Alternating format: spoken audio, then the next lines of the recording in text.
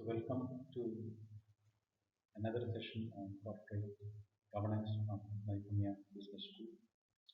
This is the last of the 10-part series of corporate governance, and happy that you've all been watching and listening to these videos, and hopefully I feel that it will help you in your academics also.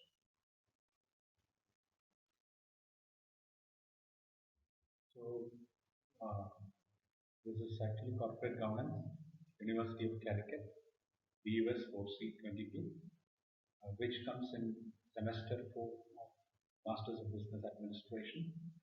And myself, Dr. Jacob PM, Director of Naipunya Business School, is taking the sessions.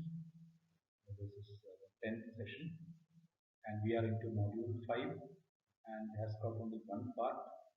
And for the convenience of the students, I will also be uploading a few case studies also, which my students have prepared on various topics or various scams, so that is coming on the syllabus. I will also be brushing through that. For more details, you can even log into Naipunya Business School YouTube, also where you will find videos of all these scams as well as the notes also. So let me take you to the module 5, part 1. So in module 5, we will be looking at corporate governance in the Indian scenario, emergence of corporate governance issues in India, implementation of the Birla Committee recommendations, need for standardization, CG rating system, pioneers in CG practices, landmark cases in corporate frauds in recent years, Enron fraud, WorldCom fraud, AEIG insurance case, Baring case, Lehman Brothers, Satyam case, Tata case, and Sahara case. Now, if you look at the history of corporate governance in Indian scenario, you would find that Indian context started off with the agency system, appointed people by shareholders, and it led to basically a lot of conflicts also. Now, agency, the promoter would appoint certain people to carry on the task, and that is called as an agency system. This is covered in actually the first module. The problems that happened in this was that the people who are appointed do not follow what the promoters wanted, and this has led to a lot of conflict. The reason why agency system was prevalent in India was Indian market was mostly a family business oriented industry. So as a result, the people were being appointed to work for the shareholders and the promoters. Then came basically the promoter model, where family-based promoters. So again, once again they came into the limelight. Even though it was agency system, it was basically appointed by somebody. Promoter model, here actually family-based institutions, they themselves were shareholders and they themselves took over the reins of the company. They became executive directors or maybe all the directors, and they were taking care of the company. The problem here was in family business, there are likelihood that conflicts can happen, or conflicts was happening within the larger family as to who would control the organization. So minority shareholders did not have any voice in that, and promoters either they colluded together and made money out of it, or otherwise there were power conflicts between the family members. So that was called as the promoter model, which happened in India after that. Even now also the promoter model is still in existence. One of the promoter model was basically the Anil Ambani group and the Mukesh Ambani case, where conflicts happened between the family members. So that was again a promoter model. It was not an agency system, it was a promoter model, and India usually follows the promoter model earlier. And the post-reform globalization after the 90s, when we became actually aligned with WTO and World Bank, there was more of increasing accountability was required, because after that the FDI was open and foreign direct investors started coming. As a result, increasing accountability was required, internal controls were required, and greater number of disclosures were required, because we had to follow World Bank directives as well as OECD directives also. So corporate governance from 90 onward, it started becoming taking shape. And but in 92, 91, 92 period, the first scam also rocked in India, which is called as the Harshad Mehta scam. And this Harshad Mehta scam led actually to creating Securities and Exchange Board of India. So here actually, when the regulations started coming to India from World Bank as well as to WTO, regulations started there on takeovers and mergers because many companies, which were Indian companies as a part of the nationalization, started becoming multinational. So because the counterparts were there working abroad, and they started coming. For example, company called as Lever, Hindustan Lever. Hindustan Lever was basically a part of Unilever. Now, Hindustan Lever, when it became nationalized, it was called as Hindustan Lever. But when the economy was open, Unilever came to India, and Unilever had taken a lot of stakes also, and this led actually to improvement in the as far as the products as well as the market was concerned.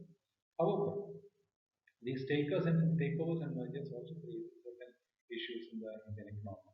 As a result, regulations were formed as far as takeovers and mergers, holding of annual general meeting.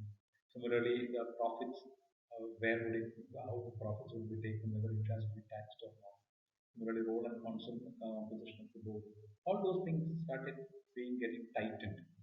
And regulatory provision measures also has been introduced by SEBI after 1992, which include listing provisions, especially for companies to list in the stock exchange, protecting the interest of investors because they were majority investors, minority investors, financial foreign investors. So, in the interest of investors need to be protected. Similarly, interest of investors also need to be covered, especially the foreign investors. And development and to regulate the security market also started happening in this country. So this happened after 92. And SEBI has actually, after 92, has installed several committees also, which have already learned. We have learned about Kumaramangalam Birla Committee, Infosys Maranamurthy Committee, then we have JG Rani Committee. So different types of committees also came into being. And at the same time, in the world also, there were a lot of committees happening, like Greenberry Committee, Mervyn King Committee, Cadbury Committee. All these gave insights to our people also, our Security Exchange Board of India and its committees, and they started adopting the policies from even from abroad also. So Indian corporate governance really emerged, especially after 92, after the formation of the B Act. Now, currently, what are the changes that has happened? Annual reports have become a part. It's been very important to citizens actually. Annual reports, it has to be has to be there. Similarly, another thing which has happened was the digitalization of actually shares. And 2020 was the March was considered to be the last year in which all the paper shares in paper format had to be digitalized. So this gave a lot of changes for corporate disclosures, on investor disclosures, all those things happen. However, the need for good corporate governance arises only during the periods of corporate crisis. Whenever crisis happens, we started working on these types of good corporate. So this has actually created a lot of tragedies also. And even now also, there is a national debate to focus adequately on the simplification of corporate governance policy and practice. Even recently also we had Tata. Tata Group had corporate governance issues. Then ICICI Bank had corporate governance issues. Yes Bank had corporate governance issues. All these things happen. And every time when the government writes over one type of crisis, another type of crisis will emerge. Continuously taking place in India, emergence of corporate governance issues in India. In the world over, we have seen Enron, WorldCom collapses, Lehman Brothers, and in India to witness to some of these scams like Ashok Mehta, Satyam scam, and of late, Yes Bank, before that ICICI Bank, before that it was Tata. So several and different types of Sahara, all these scams started happening. And these events have made stakeholders to realize realize the importance and urgency of good corporate governance. Similarly, since we are a member of IMF and WTO and World Bank, they have also been insisting on transparency as far as corporate governance is concerned, as far as corporates are concerned. So now, one is like one of the issues that we face is like the bad debt problem or NPS, which has affected the corporate sector and it has started an outcome of bad corporate governance. And with the advent of COVID right now, I think again those bad debts are likely to increase. Anyway, let us see what is going to happen. The composition of the board, the Companies Act, which was a very old one, was in 2013, was actually renewed and introduced certain good corporate governance provisions also, as one third of the company should comprise of independent directors, so the board should have at least one woman director. Our several companies still have an appointed women director in the boards, so it is still a continuing process. Role of independent directors also. Independent directors were supposed to enhance the accountability of the board to shareholders. However, it was observed that they are trying to make their mark on company boards, especially in the case of Satyam, where you find that the shareholders, or sorry, the board directors did not really work in the way that they were expected to do.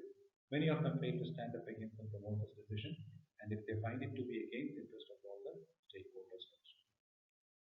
The conflict between promoters and management also happened. Since many companies are family-owned businesses, the promoters or the majority shareholders continue to exercise disproportionate influence over these company decisions. They would try to put their control over all these things, and this leads to conflict sometimes between the promoters and between the independent board members. And recent instances which happened was with the Tata Group chairman by Tata Sons and the first exit of CEO of Infosys. All these things were between the differences between the top management and the promoters. So these two instances were there. In case of Tata Group, it was Cyrus Vestry, and in case of CEO also, CEO of Infosys was also sent out before completing his term of 3 years. Now, executive compensation was another one which has happened. According to the new Companies Act, the Nomination and Remuneration Committee of the board is to decide on the compensation of the employees. However, the top employees are paid exorbitant remuneration in certain cases. Even in case of multinationals, also it has been prevailing, where they have paid huge sums. As a result, the profits also declined. And on the other hand, many small companies failed to offer competitive remuneration. As a result, good, talented professionals could not be attracted to smaller companies also. In big companies, huge remuneration, and in small companies, it was very less also. So this also failed. In both cases, it failed. In the former case, it failed with actually lower profits, and on the other side, it was actually talented professionals were not available. Then came the implementation of the Birla Committee report, which applies to all listed companies up to 3 crore and above. And they had a lot of things regarding composition of the board, regarding executive and non-executive directors, audit committee, 3 independent directors, 1 having financial and accounting knowledge. Remuneration committee was another one, where they said that remuneration of all the directors should be published in the IPO or maybe in documents, especially in financial statements, it has to be there. Then came the board procedures, also at least 4 meetings in a year with a maximum gap of 3 months between 2 meetings to review the operational plans, capital budgets, quarterly results.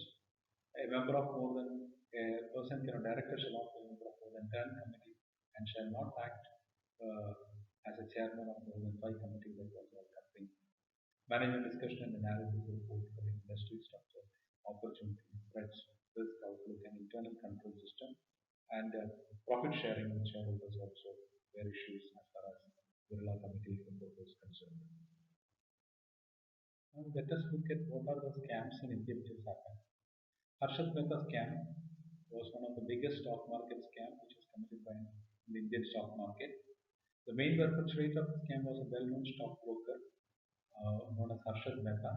Harshad and his associates initiated a security scam by diverting funds around 5,000 crore from several banks to stockbrokers between April 1991 to May 1992.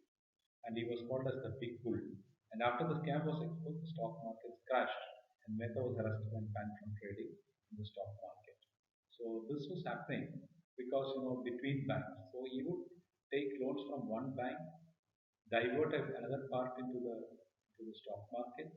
He would, through his influence, he would get actually the uh, rates of shares or the reports of several companies, and based on that, he would buy it or he would sell it, and was doing a little bit of lot of insider trading. And the money that he was getting was from bank. Bank used to give him without give him money without any consideration or with any document they used to give him because he was a big player. So this actually rocked the Indian stock market, and the Indian stock market plunged to the worst. And then happened, in 2009, there was a scam. In fact, a very respected company which had won several awards for corporate governance was broke down because one day the chairman of something confessed that he has committed India's biggest corporate fraud because he was falsifying the company's income statements, the number of the cash inflows, the balance sheet, the number of employees, several parameters. He was cheating the company, and this cheating did not come to light, even though they were independent directors and executive directors of the board.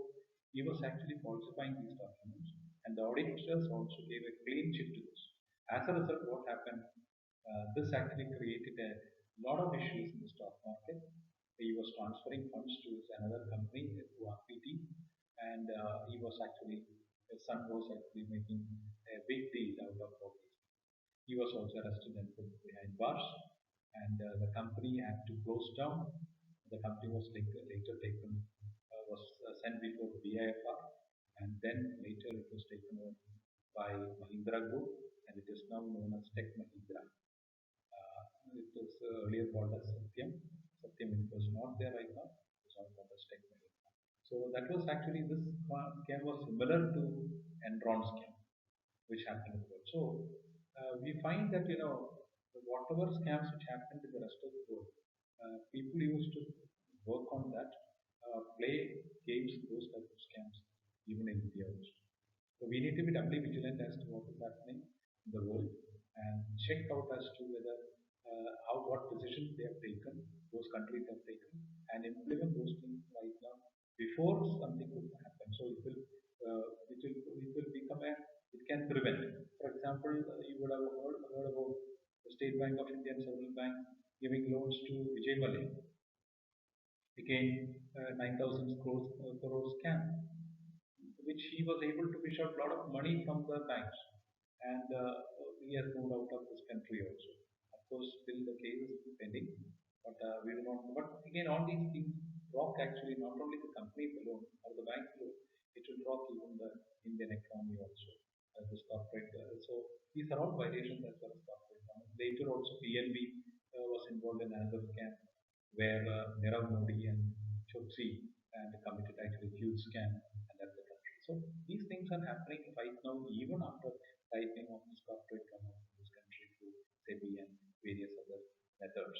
So compliance, it's still an issue as far as India is concerned. And then Parek scam was another one. Parek was operating similar to its mentor Harshad Mehta, and he had borrowed money from Global Trust Bank and several cooperative banks, and managed to some stocks, known as K10 stocks. Then we have Speak Asia scam, where this online business survey collected crores of rupees from over 24 lakh investors, and ran a Ponzi scheme, and they also broke down after some time. Sharda Chat Fund, not very old, one of the biggest Ponzi schemes in West Bengal, that enjoyed actually political patronage with the politicians also, and they also lose millions of investors with the promise of several things. And finally, SEBI had to crack down, and the Reserve Bank of India, and then leaving small depositors were high and dry, left, and many of the media also has to be uh, raided, and Sharada was being forced to wind up leaving thousand journalists jobless also because it was basically a type of Ponzi scheme, And that was actually led by to media. It was actually through media that they were doing this. So many of the media companies also had to close down. Sahara scam was another one. This happened, by straight upfront with SEBI in the form of optionally fully converting debentures in the name of Sahara in River, and they claim that SEBI has nothing to do with it. However, the case was filed in the Supreme Court, and the Sahara's claim that the said bonds are hybrid products does not come under the jurisdiction of SEBI. However, the register of companies, it was coming under register of companies. However, SEBI had to file a case against Sahara, but however, Sahara collected a lot of money to the tune of around 25,000 crores, and SEBI stopped it, and it was like even the court also, it was not favorable for Sahara, and Subrata Roy, the CEO, was put in jail, and he was asked to return back the money by selling off this property. So that was another one which rocked the Indian stock market. Then Ratan Tata Cyrus Mystery also dropped the stock market. However, it was a case where Cyrus Mystery was actually taken out of the CEO position of Tata. But that actually clearly highlighted the need for a role of independent directors, because independent directors also did not have any say when Cyrus Mystery was taken out. However, the court was in favor of Cyrus Mystery, and he was asked to be taken back. However, Cyrus Mystery did not want to be there, but now still Cyrus fighting, Tata is still fighting the case against Cyrus Mystery. However, it was not a case of financial issue; it was a case of human resource issue. However, it was to the gamut of corporate governance. Current scenario, there are a few things that we need to have. We need to align our corporate governance norms with those of developed countries. So, board of directors should be a good mix of both executive as well as non-executive directors. Should have one woman, and maybe the requirement is that the non-executive director should have freedom, or they should exercise actually freedom to and see whenever the company goes on a wrong track, they should be able to bring it back into the right track. Board of evaluation also required need for performance evaluation based on the criteria of SEBI, public disclosures, public scrutiny, feedback to be shared, and investors should enjoy more freedom. The investor should be able to talk about their issues also. Independence of directors also should be there. Right now, independent directors have been hardly able to make any desired impact, but in days to come, we hope that with more independent directors joining and the percentage increasing, I think independent directors will be able to influence the promoters into taking down positions. Removal of independent directors also. It has been considered, it has been generally criticized for playing a passive role on the board. So now I think removal also should be promoters' decisions would remove. So this also has to be carefully taken into context. And promoters should not be allowed to remove actual independent directors, because very often when they feel that the independent directors are not in favor of they are taking out that money, there could be a problem. So that is another one that we need to look at. Accountability to stakeholders is another one. Empowerment of independent directors to supplement greater duty for accountability, and especially over chairman if he is basically an executive member, and the lack of enforcement also should be taken care of uh, by the independent directors. Executive compensation is another one. We need to give actually good competitive compensation. However, it should not be beyond actually the what is required, because that will definitely take the profits of the company also. So executive compensation or remuneration for executives also, or for board members or executive directors also should be taken into consideration. Data protection is another one that is required right now, upcoming, because many companies required to have an excellent data security systems also to see that the their the official secrets are not being leaked outside. However, there has to be no new laws and regulations in this context. Board's approach to corporate social responsibility. Now, when India is one of the few countries who have legislated or come out with an act on CSR, it is important that that corporate social responsibility towards society, towards the community should be practiced, and board should be forced actually to approach corporate social responsibility, and this has to be enforced to a great deal because uh, otherwise, many of the promoters may not be willing to participate in CSR. Risk management also, in fact, under the Indian company law, it requires that the board should include a statement in report on what is the risk which is as far as the industry is concerned. I hope you would have seen that many companies, when they, especially with mutual funds, they say that they they send out the risk statements, especially in their advertisements. So this has actually come as a part of actually good governance. Another one we have to right now look into is basically CG, corporate governance rating system also. Especially companies like WorldCom, Enron, Tyco have all been convicted for conspiracy. It requires actually the regulatory bodies to accredit companies into certain rating system. And as a result, there are certain rating systems which has come. There are different types of systems, rating systems also. Corporate governance rating can be GMI rankings are there. Then corporate governance score is there, and the board effectiveness rating PER. They are all right now developed by international companies. And right now, in India also, it has become a rule that these type of rating systems should be enforced in corporates. Now, that is another rating. Till now, we had only CRISIL rating there right now, but we have now with the introduction of foreign companies coming to India, the rating system also has been changing. There are different types of rating systems also, like GMI, GS as well as ER. Now, what do ratings systems look into? They look into basically board composition and functioning, ownership structure, quality of management information system or MIS system, shareholders profile, disclosure and transparency, financial prudence, and statutory and regulatory compliance.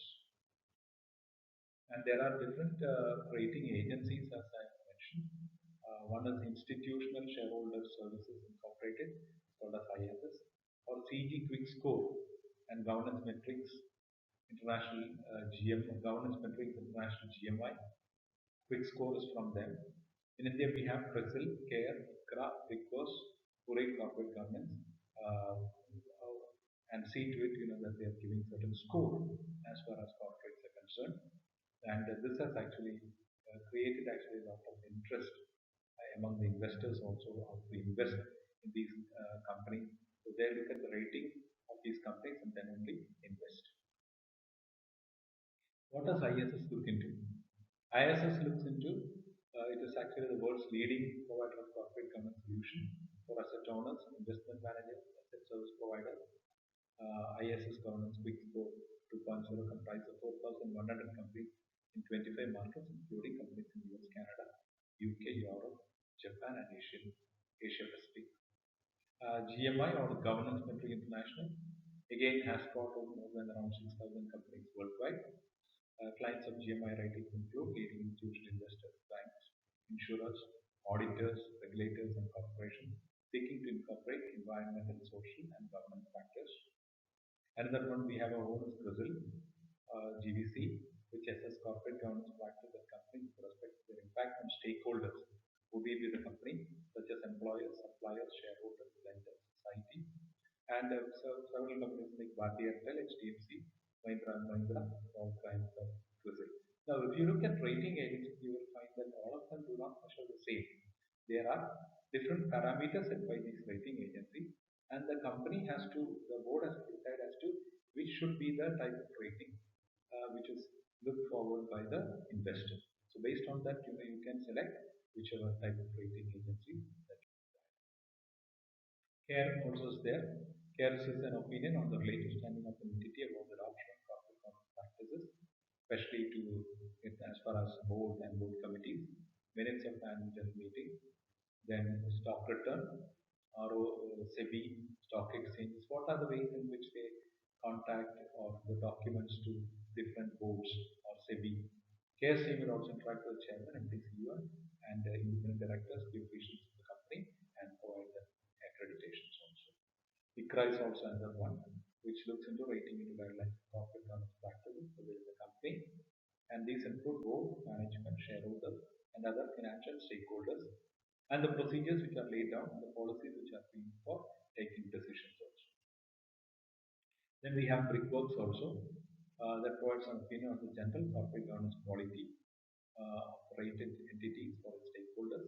It is also an eye opener for individual companies to measure themselves against critical benchmarks. So on this table also you will be able to find out the different rating agencies like GMI, ISS, CRISIL, CARE, and Brickworks, and what they really accredit. So all of them do not accredit or do not give ratings on the same parameters.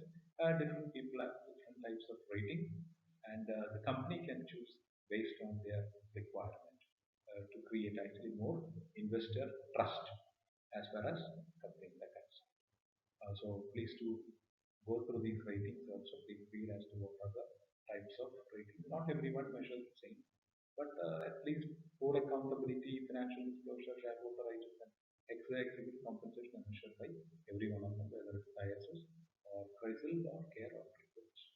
However, there's a good standard, like rating standards have given a lot of importance as far as corporates are concerned, and the corporates can win actually investor trust when they go for rating it, and its rating has become the norm of the day.